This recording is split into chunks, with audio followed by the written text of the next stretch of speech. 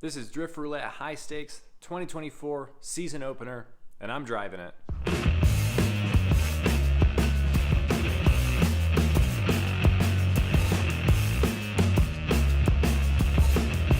And this is the first event that we have NITROUS on the 350Z, and I'm super excited to not only get back into competitive drifting, but to have a little bit more capable of a car.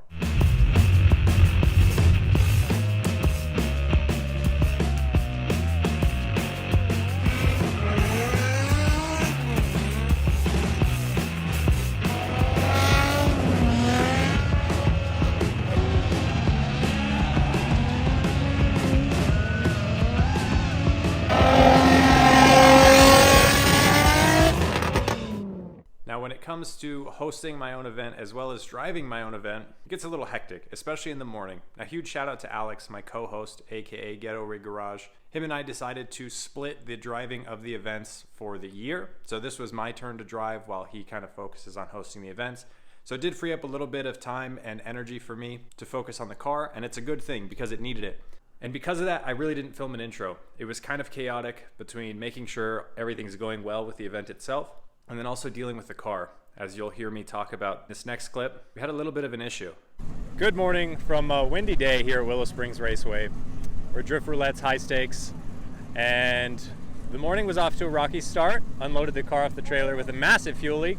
Thankfully got that fixed. Thankfully that issue was something really simple. It was the O-ring on the factory fuel pressure regulator that goes into the NITROUS fuel rail adapter thing. If you watch the NITROUS install video, you know exactly what I'm talking about. But the factory O-ring actually failed and it was leaking fuel all over the place. It's weird it didn't do that on the test drive. It did that the next day when I unloaded it off the trailer.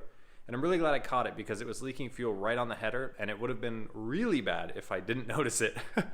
Thankfully, one of the drivers was on his way up, picked up some O-rings from the local auto parts store down the road. I was able to get that swapped out and get back out on track. Went out, did 2 laps. The alignment was so far off, I spun immediately. Came back in, got the alignment dialed in, fuel leaks fixed. The car now runs great. The NITROUS feels amazing. The alignment feels good. I'm feeling good. Now, the next problem we ran into was my alignment. Now, this is what I get for doing the alignment at like 10 p.m. the night before the event. Don't do that. I've preached that in videos before. It is not what you want to do. But because of that, I did the alignment completely backwards. I was supposed to have the front about a 1/2 inch toe out, and I did a 1/2 inch toe in. So that means it was an inch out of spec, at least the spec I was going for. So I did 2 laps. I'll put those laps here.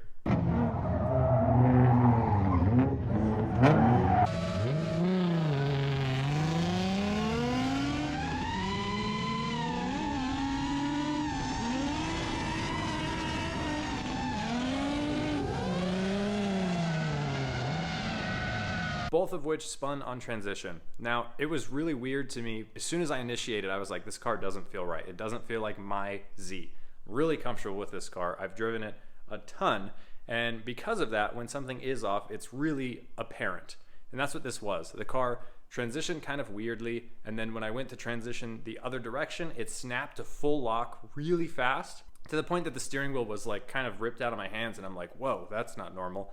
So that caused me to spin on both laps in the same spot. So you'll see me under the car here. I'm working on the alignment. I brought toe plates, and this is a big personal victory for me because I was able to realize there was an issue, pulled the car in, threw the toe plates on it, checked the alignment, figured out what the problem was, and then fixed the problem by correcting the alignment. And I got right back out on track in about 10 minutes, which is why that clip was really short because I was kind of like frantically tossing stuff around and just trying to get it done. That was putting myself to the test of, do I actually know what's going on? And can I fix this issue quickly? As if I was in like a real competitive situation and I was on like a timeout and the clock was ticking or something like that. And the laps right after that, the car felt exactly how it was supposed to. It felt like my Z, and I was able to drive this thing with confidence. And you'll see in these 1 or 2 practice laps that it didn't take long before I was on the wall.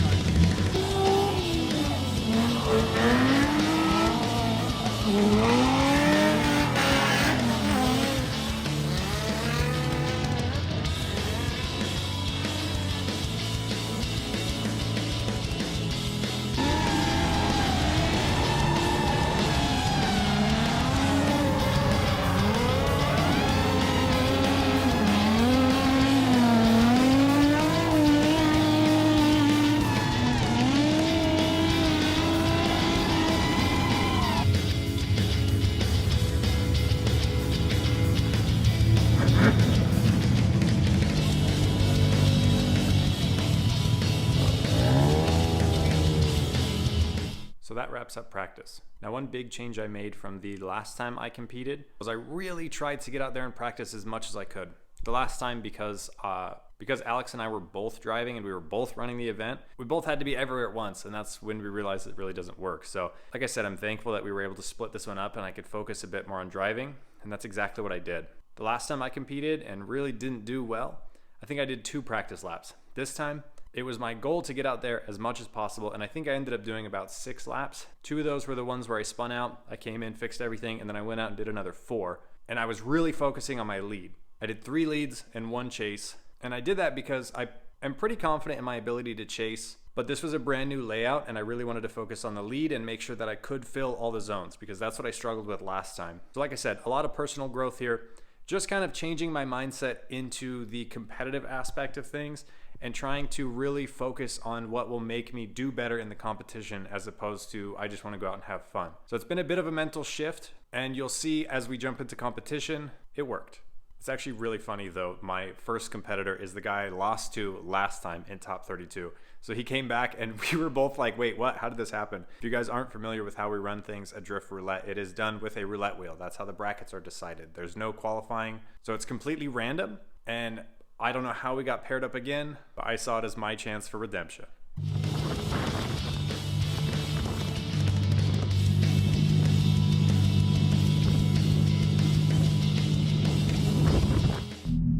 First battle, I'm leading first.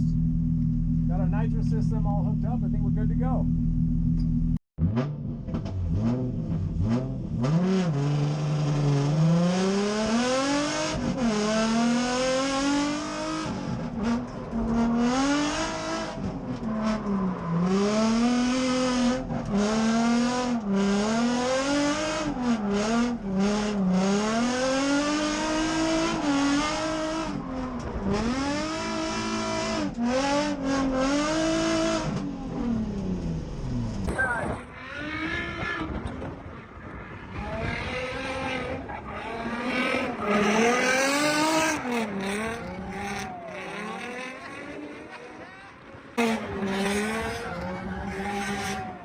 All right, now we're up for the chase.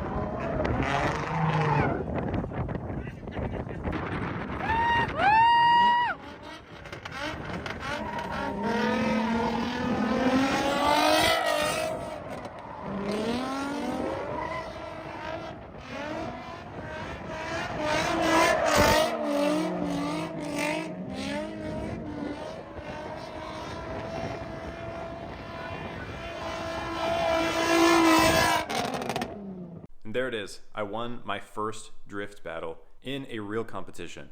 I'm so excited.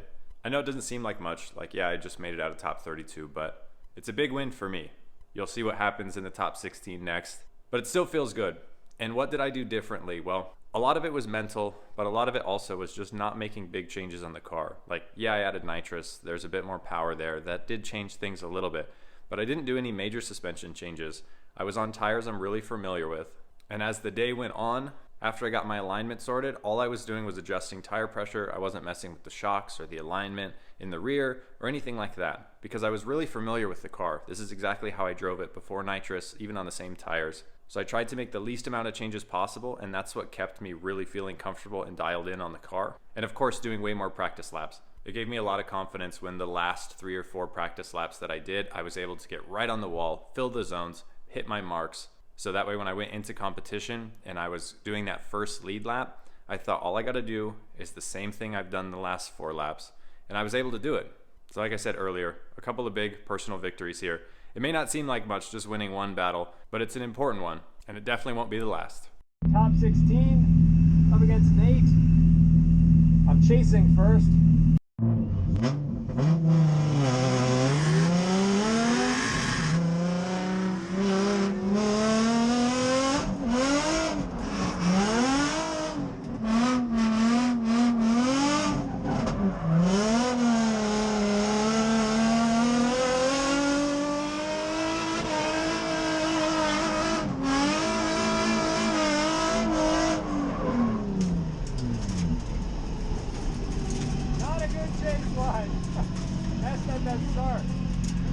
Okay, you can see it in the GoPro footage. It's literally on the run up. I hesitated because his car was not as fast as I thought. I think he was actually spinning off the line, and that's why. But I was kind of like catching up to him, and I'm like, I didn't want to initiate right next to him or past him.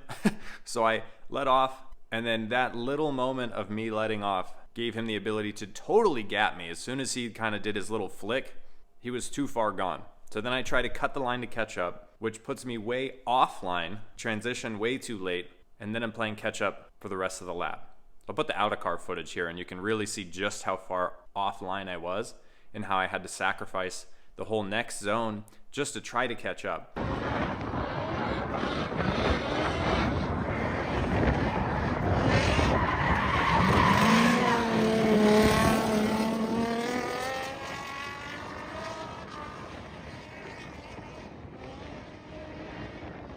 Now, I know I talked about that when I put nitrous on this thing, but the run-up is so important, especially in a competitive environment. But even if you just want good tandems, you have to be on their bumper or like right next to them when they initiate. I don't know what was going through my head in that moment that I thought, I'm going a little too fast, let me back off. Should never do that. Always stay pinned, initiate right next to them. I think I was just unsure of what he was going to do, so I backed off to give him space for his little flick, and it was too much space. So lesson learned there. Next time we're going to be 10 times more aggressive, especially on that first initiation. But now we'll go into my lead line. Now, I went into this knowing I was already in a deficit because my chase was not good. So I knew I had to put down a pretty good lead line. And I think that's what I did. I'm happy with that.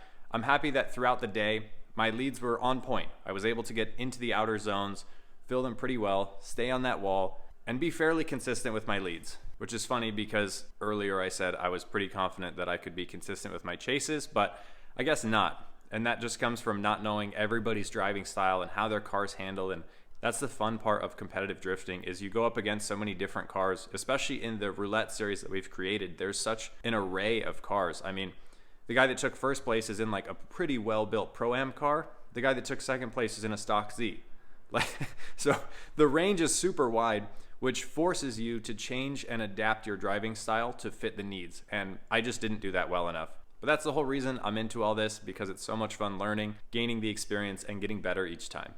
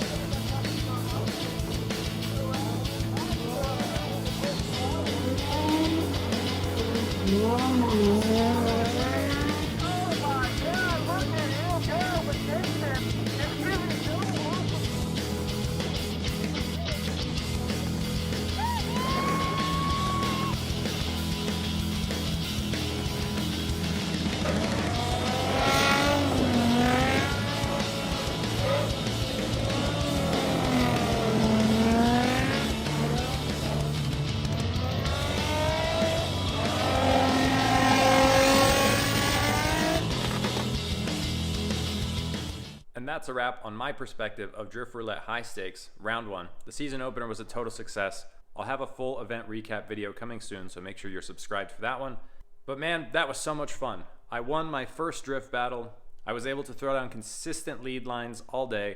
Well, after we got the alignment fixed. And the nitrous system worked. That was kind of a gamble on my part to put that thing in and go out there completely untested. My hope was to put it in a few weeks prior and to be able to get a test day out and to really feel the car out, but didn't happen.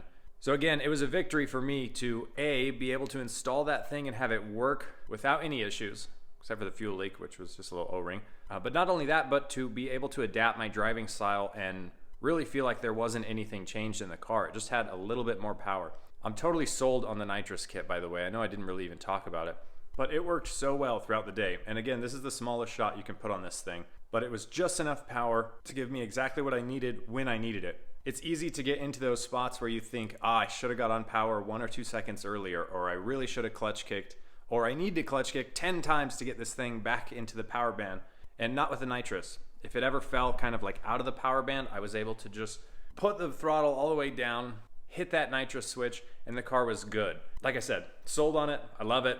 Still got to tune it, and then we can really start to see what this thing's capable of. But again, for an out-of-the-box kit, it worked so well. I'm so happy with that. I'm so happy with myself and my performance. Even if I lost the second battle, that's fine. Again, it's all about growth and learning and developing those skills event after event. I hope you guys enjoyed the video. The next Drift Roulette will be April 20th at Willow Springs. This time it'll be Alex's turn to drive, so I'll be the one doing the announcements and having fun with the crowd and kind of just overseeing everything. So make sure you guys are there. This won't be the last time I talk about it. I'll probably mention it in every video, so mark your calendars now, April 20th.